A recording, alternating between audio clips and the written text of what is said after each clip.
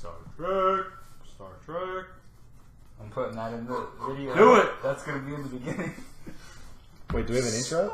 Is someone saying something? What's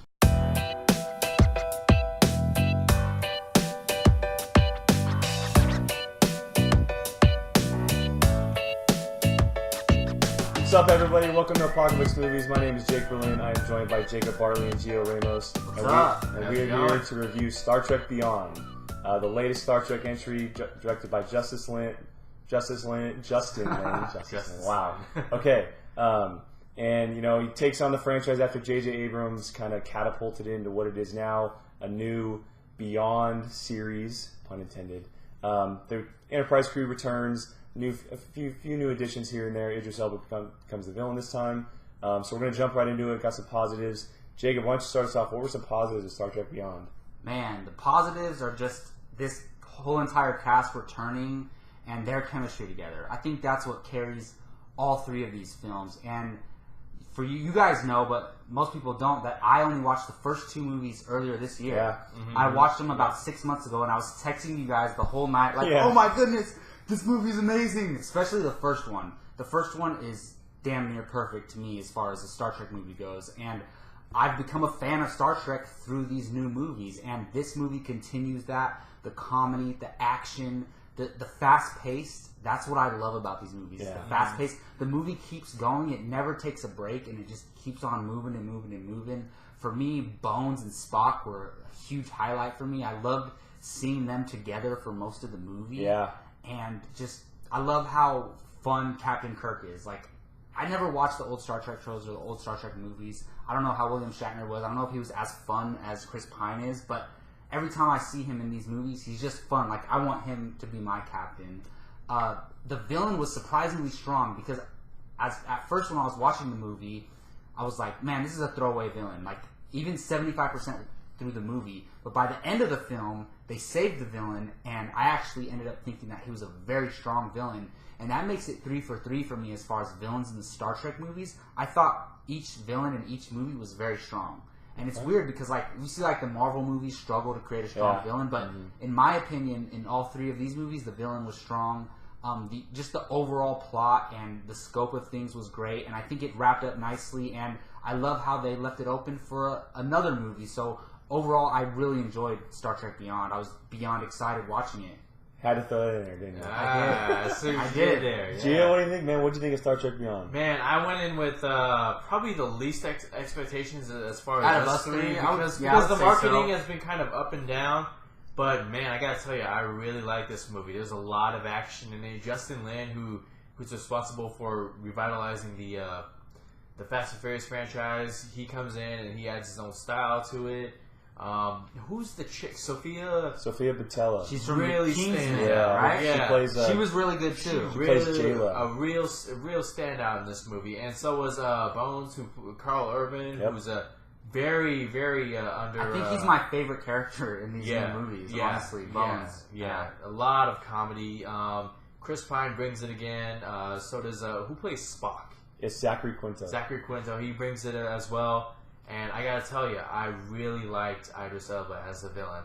Halfway through the movie, I'm thinking, man, this is gonna be another throw-in villain just to that's what I thought move too. the plot. It's crazy how they changed it so quickly right at the end. Like, I mean, in the third act, they give him some backstory. You know, he brings it. I really loved it, and I gotta say, like, the whole thing about the Enterprise group having to kind of use their survival skills, you know, kind of, you know, teamwork. Yeah, we haven't seen that from them yet. Heavy emphasis on teamwork. In this franchise. Yeah. So I really enjoyed this movie. A lot of action. I love how they used the Beastie Boys song. Oh, that's great. That moment was awesome. That was really, so awesome. Really I forgot about really that. Well that was done. great. Yeah. So really like this movie. Well, since this is kind of a spoilers review, we'll just say right now, spoilers. The way they used the Beastie Boys song, they killed the entire army of Idris Elba's villain. With the Beastie Boys. It just makes me feel better because I remember when that first trailer came out and everyone was complaining that the music paid off. Fit. And I always told people the Beastie Boys are in the first movie, so it does fit. And then also now watching the movie, it definitely fits because it played into the climax of the plot. Yeah, it paid off. big Broadcast. time. Broadcast. Boom. Yeah. Well, it was so cool. awesome. Yeah, it was- And I love Captain Kirk. Says good choice. Love Yeah, a few positives for me. I think that being one who has seen the original Star Trek movies, not the TV shows, but I had just watched The Wrath of Khan the night before. It's the most Star Trek-y out of the 3 movies. Out of the 3, that's what I've heard. Yeah, it's definitely, it goes into deep space. They're never on Earth the entire movie. We see them in space right away when we see the Enterprise crew. It's such a fun, energetic movie.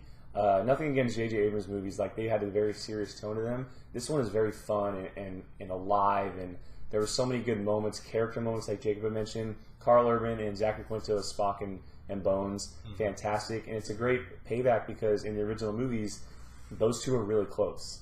And you don't see that in these You didn't see it in original the movies. first 2, really. That Yeah, much. and it's really cool because you also throw in Captain Kirk, and it was always those 3 together. And to see these 3 come together in this movie like they did in the old days was really cool because these characters and these actors who play them have really taken on these characters as their own. Yes. And it's really strong. I think Carl Urban, like you said, was a standout of the movie. Him and Spock together were just fantastic. I thought Anton Yelkin was very good, and of course, especially after his tragic passing. And he has so much energy. Like, sad. And I was very happy to see that he was featured so much. And it wasn't because he had because they already shot the movie after he passed away, or before he passed away. And he was like with Kirk the whole time. Yeah, it was really cool. And you could assume like, oh, they forced that, but no, the movie was already shot before he passed away. So I like that too. Yeah, the action was very good. I thought, I really loved how in the beginning of the movie they kind of separated their entire crew, and then like Gio said, they had used their survival skills to kind of come back together.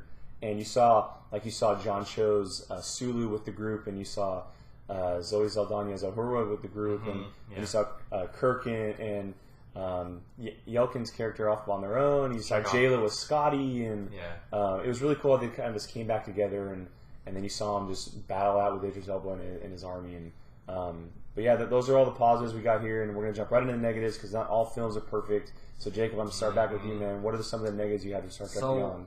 While this is not going to be my favorite movie of the year, it's not going to be the best movie of the year, I have a really hard time finding negatives because any problems I had were not that bad. I do think, though, while I enjoyed most of the comedy, I think there was maybe too much comedy. Like, every line doesn't have to be a funny line. Yeah. And that's what I felt like in this movie, similar to, like, Avengers Age of Ultron, where every other line is a comedic beat. And sometimes it just gets tiring and it gets old. And I feel like even though I ultimately ended up liking the villain and thinking he was strong, I feel like 75% of the movie he was a weak villain and I didn't really care about the villain at all. I feel like the movie would have been stronger overall if they established the villain to be a stronger character in the beginning of the film or even in the middle of the film. I think by the end, people are already thinking that it's a bad villain. So for me, it saved it, but for some people, it might not have. But other than those 2 things, I have a really hard time thinking of some negatives. I can't think of any other ones. Yeah, there's very few, and I think it's all nitpicking when you think of the negatives of this film. I think one for me, although there was a payoff with the villain where we found out his motive, they never established or described how he became who he was. That's very true. Like, why did he look like human that? To this alien race? And I should have mentioned that. That's one thing too. Why did he look like that? They showed the motivation. They showed why he was doing what he was doing, but they never explained why he became what he was. Also, like you had said, some of the jokes, they worked, but they were a little too much. And I wanted to take a little bit more serious every once in a while. And this is just myself, but stop destroying the Enterprise. Seriously, like we've seen it destroyed way too many times. Just stop destroying the Enterprise. It's in a race right now with the X-Mansion for which one can be destroyed. Every movie, I swear, there's something wrong with every movie. Builds character, right? Yeah. Well, Gio, what do you got, man? You got any negatives for Star Trek? I got some negatives for you guys. First off, all right, this is the spoilers, right? Sure. All right, there's this alien, the side alien character who betrays Kirk in the movie. I think she's given way too much screen time. I mean, because the whole time, Jacob, you knew, and after I thought about it, I was like, yeah. Like, you could totally see her betraying the crew. Like, she's very fishy. I thought she was getting a little bit too much screen time, where some of that screen time could have went to Idris Elba's character. I thought maybe him as a Federation soldier. Soldier. You know at what? first. I agree with you. Yeah, they should have given a little bit more time to him with that. I agree with the comedy. It's a little bit too much at the times. I get it. You know, these blockbusters are all about you got to throw in quips, you got to throw in make it fun. You know, keep people interested by making them laugh. Yeah. And that takes me back to the first act where Kirk is a little bit like, okay, yeah, we'll follow you and we'll go into this, and we won't even send any backup. You know, we'll just go right into that storm right there and all that. We won't turn away. We'll just go in there because we can handle it. We're the Enterprise crew. And what do you think happens? They get destroyed. They get manhandled. They get their asses handed to them. Of course. So I thought maybe, you know, it's just a little bit of suspension of disbelief in these movies, but I'm like, come on, man, you couldn't have sent backup or anything. You could have had maybe another ship or another one, but it wouldn't have mattered. I just that fleet just went through all of that like nothing. Other than that, that's about it. You know, I share a lot of negatives with these guys, and for me, there was just some that you can call it nitpicking, but it bothered me personally. So I wanted to ask, you know, they kind of mentioned during the movie, but while you're watching it, did you ever think of Idris Elba's villain Krall and his army almost like bees in a hive? yes, Yeah, I mean, especially the way they attack the ship and everything, and they call it his hive, right? And did you see how their houses were built? They kind of look like honeycombs. Yeah, you're right. Yeah, It's I kinda mean, cool. I think that's what they were going for. Yeah. You got any more comments? Anything else about Star Trek Beyond? You excited for number 4? We officially know that it's happening. Chris Hemsworth is going to be in it. I love this movie, and I'm totally looking forward to the sequel for sure. Yeah, it's going to be fun. All right, well, that's going to wrap up our review of Star Trek Beyond. Before we go, Jacob, why don't you go ahead and tell them where you can find them online? You can find me online at JacobBartley _ on Twitter and on this YouTube channel, Apocalypse Movies. Subscribe, hit that like button. We truly do appreciate it. Gio, what about you? You guys can find me on Twitter at GioRamos24 and check out apocalypsemovies.com and check out our YouTube channel as well. Yeah, you can find me, Jake Berlin, at Twitter, Instagram at QuigonJake. This YouTube channel every week, apocalypsemovies.com every day. Thank you for listening. Until next time, bye-bye.